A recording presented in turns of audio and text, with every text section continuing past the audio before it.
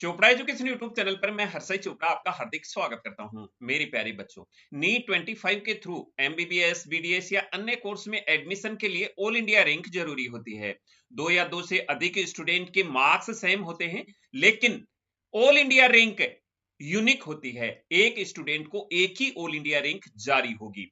तो काफी सारे स्टूडेंट के सेम मार्क्स होने पर उनको ऑल इंडिया रैंक किस प्रकार से जारी हो, इसके लिए टाई ब्रेकिंग सिस्टम यूज किया जाता है, जिसे इंटर सी मेरिट कहा जाता है। यानी कि मेरिट कैसे निकाली जाए, किस सिस्टम के तहत निकाली जाए सेम मार्क्स वाले कैंडिडेट को।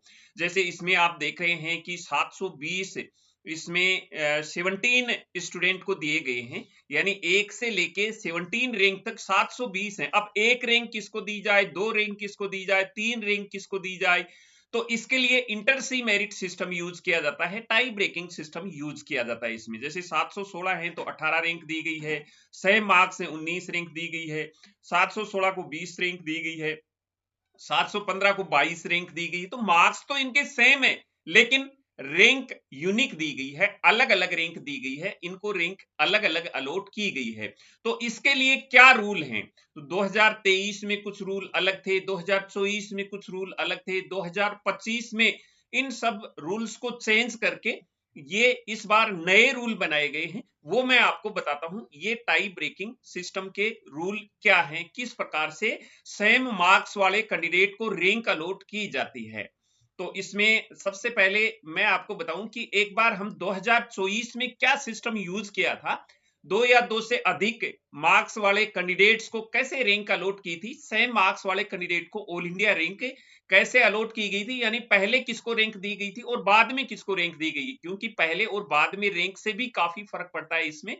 क्योंकि जो कट ऑफ होती है वो एक एक रैंक पर डिपेंड करती है, यानी कि एक रैंक पर ही कट ऑफ चली जाती है, तो वो बहुत बड़ा इश्यू होता है इसमें।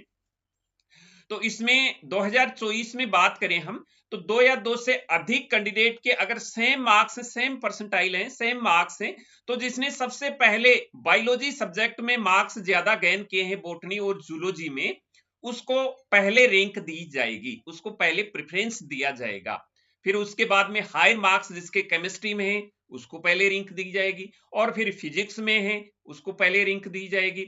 और फिर अगर इन सब में सेम है, तो उसके बाद में कंप्यूटर द्वारा एक लॉटरी सिस्टम जारी किया जाएगा। कंप्यूटर ही ये देखेगा कि इस कैंडिडेट को पहले रैंक दी जाएगी और उसको बाद में दी जाएगी। अब 2016 में इतनी ही सारी कंडीशनें थी, यानी कि सिर्फ 4 ही कंडीशनें थी। अगर जिसके बायोलॉजी में मार्क्स ज्यादा हैं सेम मार्क्स वाले को, तो उसको पहले दिया जाएगा। अगर इसमें बायोलॉजी में भी सेम मार्क्स हैं, तो केमिस्ट्री को केमिस्ट्री बायोलॉजी में भी सेम है, तो फिजिक्स को फिजिक्स केमिस्ट्री बायोलॉजी में भी सेम है, तो फिर कंप्यूटर द्वारा लॉटरी सिस्टम किया जाएगा। ये 2024 में कंडीशन थी, लेकिन 2024 में प्रैक्टिकली क्या हुआ था मैं आपको बताता हूं। क्योंकि 720 मार्क्स 43 कैंडिडेट को आ गए थे, ये 720 मार्क्स इतने सारे कैंडिडेट को आने से, क्योंकि सभी के बायोलॉजी में मार्क्स बराबर हैं, सभी के केमिस्ट्री में मार्क्स बराबर हैं, 720 हैं तो सभी के बराबर है, और फिजिक्स में भी बराबर हैं। अब इनका सिस्टम कैसे निकाला जाए, इंटर सी मेरिट यानी टाई ब्रेकिंग कैसे यूज किया जाए, तो जो लास्ट का चौथा पॉइंट था, कंप्यूटर द्वारा लॉटरी सिस्टम निकाला जाएगा, उसमें इनके एप्लीकेशन नंबर को असेंडिंग ऑर्डर में यूज करके किया गया था। हालांकि इस पे काफी बाद में ये मुद्दा भी हुआ था कि इंफॉर्मेशन बुलेटिन में एप्लीकेशन के असेंडिंग ऑर्डर को यूज नहीं किया जाए, कहीं दिया हुआ भी नहीं है, लेकिन और कहीं कोई रास्ता भी नहीं था। इसलिए जिसने पहले फॉर्म फिल किया था उसको पहले रैंक दी गई, और जिसने बाद में फॉर्म फिल किया था उसको बाद में रैंक दी गई। इस प्रकार से एप्लीकेशन का असेंडिंग ऑर्डर दिया गया था। ये पहले भी हुआ करता था, पहले 2023 से यानी 2020 में भी हुआ करता था, लेकिन उससे पहले डेट ऑफ बर्थ का भी रखा जाता था, जिससे स्टूडेंट को कोई प्रॉब्लम नहीं आती थी रैंक तैयार करने में। इसमें स्टूडेंट के लिए कोई प्रॉब्लम नहीं आती थी इसमें। लेकिन अभी जब 2024 में इस प्रकार का मुद्दा उठा कि ये तो बहुत कम है, अभी आगे ये जो टाई ब्रेकिंग सिस्टम के रूल हैं ये तो बहुत कम रूल हैं। सेम अगर मार्क्स आ जाते हैं, मान लो 720 ही आ गए, 2025 में भी 720 आ गए, तो फिर ये जो चौथा पॉइंट है ये कैसे निकाला जाएगा। ये तो लॉटरी सिस्टम से क्योंकि बवाल हुआ था 2024 में भी, इसलिए इस बार काफी ज्यादा सिस्टम कर दिए गए, इसमें काफी ज्यादा रूल कर दिए गए। अब 2025 के हम रूल देख लेते हैं एक बार। तो अगर 2 या 2 से अधिक कैंडिडेट के सेम मार्क्स हैं, तो सबसे पहले जिन कैंडिडेट के बायोलॉजी में हाई मार्क्स हैं, बॉटनी और जूलॉजी में हायर मार्क्स हैं, उसको प्रेफरेंस पहले दिया जाएगा। अगर वो भी सेम है तो उसके बाद में जो केमिस्ट्री में हायर मार्क्स हैं उनको भी दिया जाएगा। लेकिन अगर बायोलॉजी और केमिस्ट्री में भी हायर मार्क्स हैं, सेम मार्क्स हैं, तो उसके बाद में फिजिक्स में जिनके ज्यादा मार्क्स हैं उनको प्रेफरेंस दिया जाएगा। अगर बायोलॉजी केमिस्ट्री फिजिक्स में भी सेम मार्क्स हैं, हायर मार्क्स भी सेम हैं और वैसे भी मार्क्स सेम हैं, तो जिसके सभी सब्जेक्ट में नेगेटिव कम हुए हैं उनको पहले प्रेफरेंस दिया जाएगा। अगर ये भी सेम है तो उसके बाद में बायोलॉजी में, बॉटनी और जूलॉजी में जिसके कम नेगेटिव हुए हैं उनको पहले प्रेफरेंस दिया जाएगा। अगर ये भी सेम है, ये सारी कंडीशनें सेम हैं ई तक, तो उसके बाद में केमिस्ट्री के अंदर जिसके नेगेटिव कम होंगे उसको पहले प्रेफरेंस दिया जाएगा। अगर ये भी सेम है तो फिजिक्स में जिसके नेगेटिव कम होंगे उनको प्रेफरेंस दिया जाएगा। अगर ये भी सेम है, ए से लेके जी तक सेम है, ये हो सकते हैं क्योंकि 720 वाले मार्क्स वाले कैंडिडेट को तो ये सारी कंडीशनें सेम होंगी।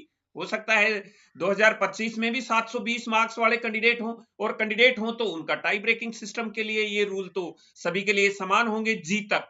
तो इसमें एच जो सिस्टम किया है, एच वाला कॉलम है, उसमें यह कहा गया है कि अगर इस स्थिति में ए से लेके जी तक अगर क्राइटेरिया सेम है, सेम मार्क्स हैं, तो उसके बाद में इसको सोल्व करने के लिए रैंडम प्रोसेस किया जाएगा और ये एक इंडिपेंडेंट एक्सपर्ट कमेटी द्वारा गाइडेंस लिया जाएगा कि किस प्रकार से आगे ये सिस्टम किया जाए टाई ब्रेकिंग का। तो उसमें एप्लीकेशन का असेंडिंग ऑर्डर भी आ सकता है, कमेटी उसको भी रिकमेंड कर सकती है, या फिर डेट ऑफ बर्थ को भी रिकमेंड कर सकती है, या फिर वो अपना और कुछ रूल भी लागू कर सकती है।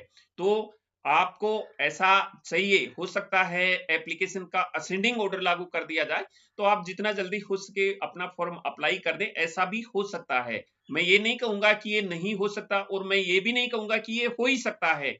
आगे कमेटी द्वारा क्या डिसीजन लिया जाए, आगे क्या हो सकता है, ये आगे की बात है। रिजल्ट आने पर पता लगेगा हमें कि इसका टाई ब्रेकिंग सिस्टम क्या यूज हुआ है। तो ये जो टाई ब्रेकिंग सिस्टम है, ये 720 वाले कैंडिडेट को या 716 वाले को या 715 या 11 वाले कैंडिडेट तक प्रॉब्लम आती है। बाकी आगे वाले कैंडिडेट के तो इतनी सारी कंडीशनें, रूल्स वगैरह सेम होना मुश्किल हो जाता है। इसलिए जो 720 वाले कैंडिडेट हैं उनके लिए, उनको मेरिट देने के लिए ज्यादा प्रॉब्लम आती है इसमें। और ये पहले क्या सिस्टम यूज हुआ करता था ये हमारी नजर में आता नहीं था, लेकिन पिछली बार जब 720 इतनी सारे कैंडिडेट को आ गए तो उसमें एप्लीकेशन का जो असेंडिंग ऑर्डर दिया गया उससे ये हमें पता लगा कि ऐसा इस बार हुआ है। तो पिछली साल ये हुआ था, प्रैक्टिकली हमने इसको देखा था। तो ये इन रूल्स को देखते हुए आप अपना फॉर्म अप्लाई कर दें। हो सकता है एप्लीकेशन के असेंडिंग ऑर्डर में भी माना जाए, ये कमेटी पर आगे डिपेंड करेगा। लेकिन आप इतना देर क्यों करें, जितना जल्दी हो सके उतना जल्दी अपना एप्लीकेशन फॉर्म फिल करें। तो ये जानकारी थी टाई ब्रेकिंग के बारे में। मैंने आपको सब कुछ इसमें सिंपल लैंग्वेज में बता दिया है कि आप के लिए ये रूल कैसे कैसे लागू होने वाले हैं। तो मिलेंगे नई अपडेट के साथ नए वीडियो में, आपसे फिर से मुलाकात होगी। तब तक मैं हर्षाई चोपड़ा आपसे लेता हूं विदा। जय हिंद।